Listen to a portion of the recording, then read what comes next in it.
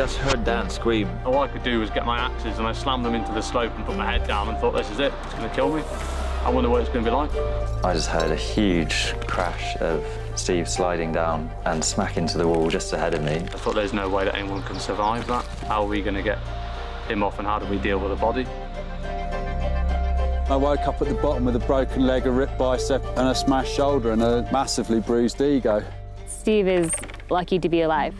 You don't fall 70 meters and live. Why do I go out there in the first place? Why do I want to go out there again, and is it worth it?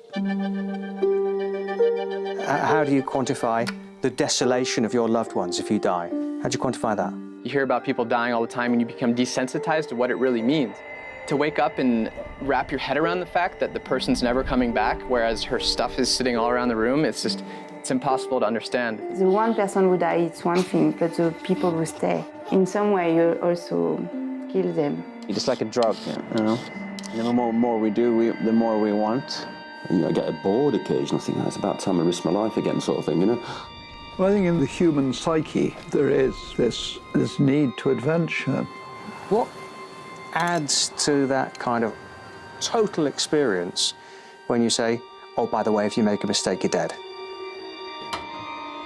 Yeah, it's a tough question, though. I mean, the topic of this film is such a big one for climbers because there's no easy answer. The psychological aspects of rock climbing are a lot more important than the physical aspects for me. By staring death in the face, it really shows us that we're not immortal.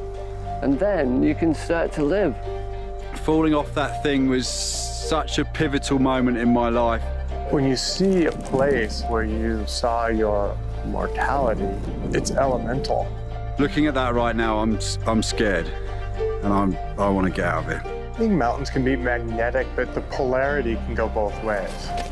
I find that people after traumatic experiences in the mountains either go back immediately or they never go back again.